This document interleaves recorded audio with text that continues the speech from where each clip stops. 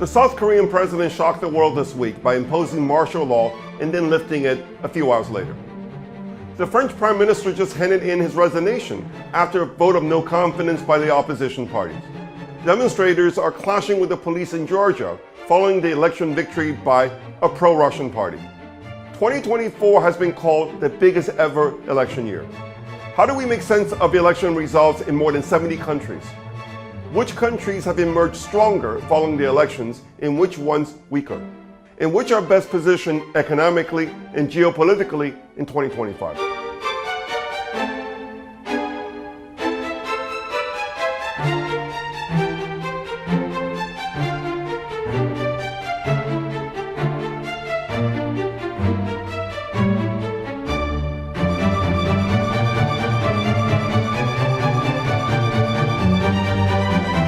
Democracy is a necessary evil. Winston Churchill called democracy the worst form of government, except for all these other forms that have been tried from time to time. The Cold War ended with the triumph of democracy, except the triumph did not last very long.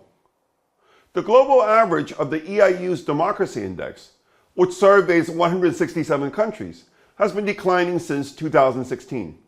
At the end of 2023, it was at the lowest level since the index began nearly 20 years ago. 2024 has been called the largest election year in history. More than 70 countries, accounting for half of the world's population, held national elections in 2024. As the year draws to a close, did these elections strengthen or weaken global democracy? And what are the implications for the global economy in 2025?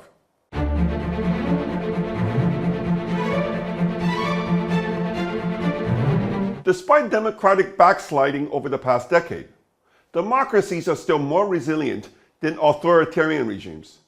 According to the Institute for Democracy and Electoral Systems, out of all democratic countries that existed in 1975, 92.1% remain democratic today. Only 3 no longer qualify as democratic: Turkey, Thailand, and Venezuela.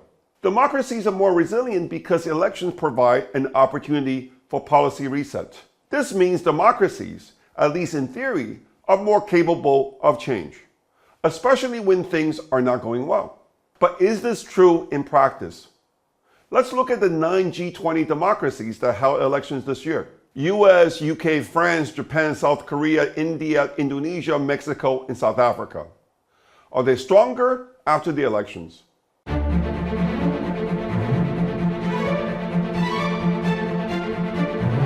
We can divide these 9 countries into 3 groups. Group 1, those that were already doing well before the elections, and the elections provided a mandate for policy continuity. Group 2, those that were not doing well before the elections, but the elections provided a strong mandate for change. Group 3, those that were not doing well before the elections, but the elections provided no mandate for change. In the first group, we have Indonesia and Mexico. Under President Jokowi's 10-year rule, Indonesia's GDP growth has averaged more than 4%, while inflation has stayed low. As a result, real GDP per capita increased at an average annual rate of 3% under his watch. Jokowi also ran a tight fiscal ship. Indonesia was only one of 2 G20 countries that ran a primary fiscal surplus last year. In February, Prabowo Subianto, Jokowi's former defense minister, went by a landslide, promising continuity. If they ain't broke, don't fix it. Indonesia is well positioned economically and geopolitically in 2025. Economically, because its prudent fiscal policy will help it cope with potential global interest rate volatility better than others.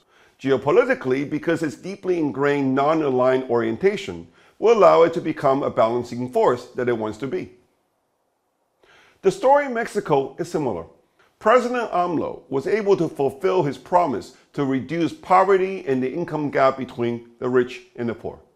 Importantly, he did this without blowing up the budget. Mexico's debt to GDP ratio is only slightly higher after his 6 years in office. In June, Claudia Sheinbaum, a protege of AMLO, also won by a landslide, vowing continuity. Like Indonesia, Mexico is also well positioned economically and geopolitically in 2025. Geopolitically, because Donald Trump will need Mexico's cooperation to solve the illegal immigration problem. Economically, because Trump needs USMCA and the cheap labor that Mexico brings to the table to compete with Chinese manufacturing. I like both the Indonesia rupee and the Mexican peso.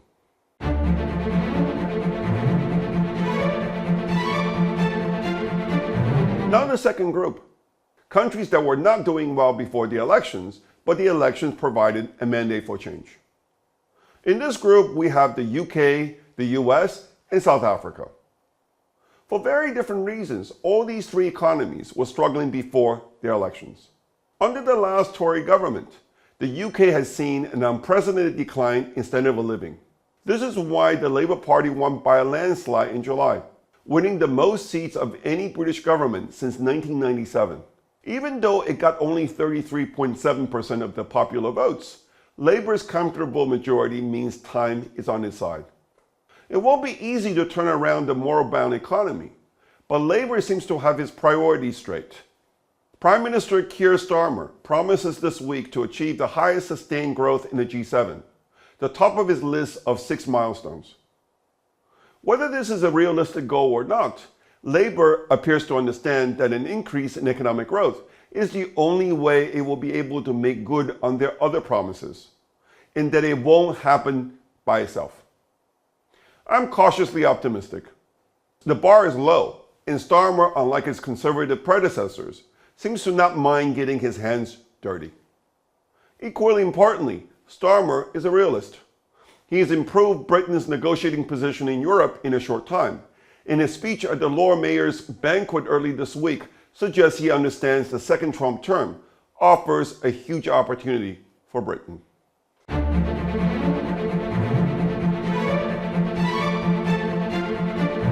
Like the UK election, the 2024 US election was also decided by the economy. Under President Joe Biden, real median US household income stagnated, even though federal government budget deficit was never higher outside a recession. As a result, President Donald Trump won both the Electoral College and the popular votes, and the Republicans swept both houses of Congress. Trump has been given a powerful mandate.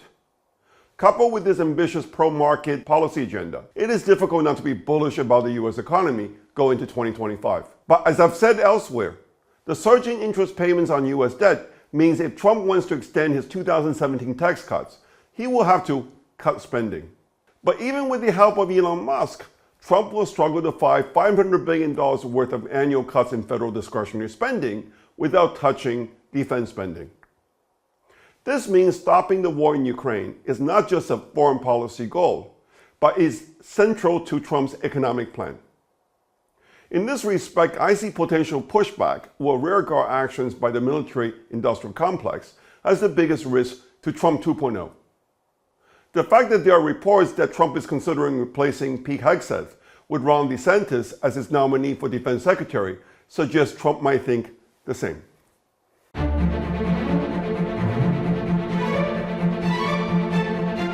Let's now turn to the third group, countries that were not doing well before the elections, but the elections provided no mandate for change. In this group are France, South Korea, and Japan. The ruling parties in all three countries lost in their respective elections. Voters' frustrations with the rising cost of living was a decisive factor in all three elections. In October, Japan's Liberal Democratic Party lost its parliamentary majority in the powerful lower house for the first time in 15 years. In July, President Emmanuel Macron's centrist coalition received only 25% of the popular votes and finished in second place, barely ahead of the far right. In April, President Yoon Suk-yeol's Conservative People Power Party failed again to win a majority in the National Assembly. All three countries now find themselves in a state of semi-political paralysis that might be here to stay. Macron's presidency does not end until 2027, and he has no plan to resign, he says. Likewise, the next presidential election in South Korea is not until 2027. As I record this video, Korea's opposition parties are trying to impeach Yoon, which requires support of 2/3 of the National Assembly for the motion to succeed. It is not clear whether Yoon's party, which has the votes, will decide to block his impeachment. In Japan, Prime Minister Shigeru Ishiba is now running a minority government that needs support from the opposition parties to pass any bills in the budget.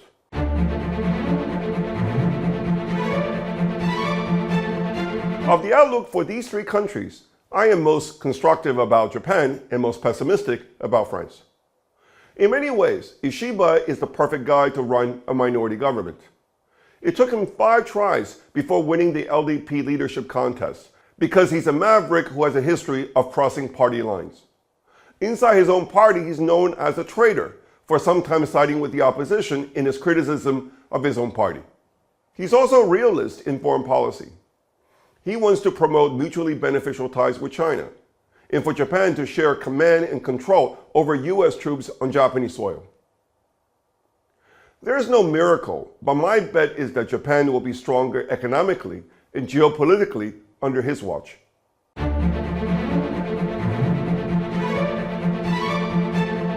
What South Korea and France have in common is that political polarization has become so extreme and so personal that there is little room for cooperation between parties. However, the important difference between the two is that South Korea has only 2 main political blocs, the progressive and the conservative, whereas France has now 3 blocs, far right, far left, and the centrist.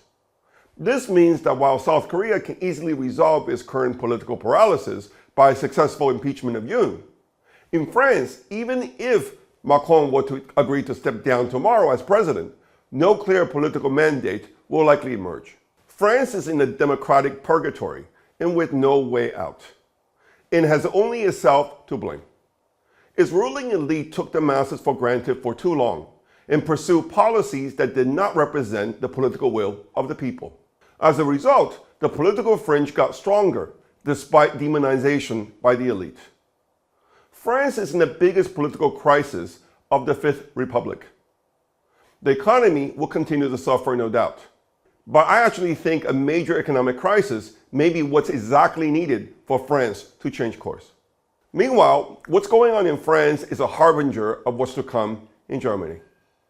The same political fragmentation is happening in Germany.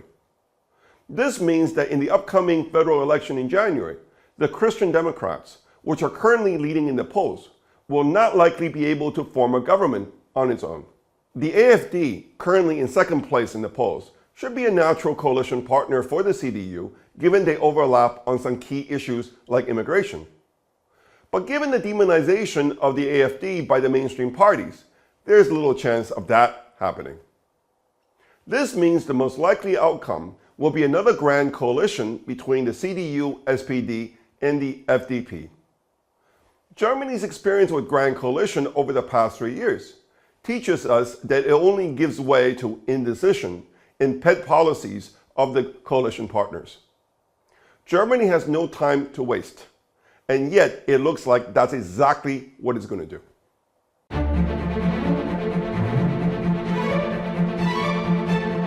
Political polarization is weakening many democracies. Countries have either embraced populism or kept it at arm's length. Populist governments in Mexico and Indonesia have delivered.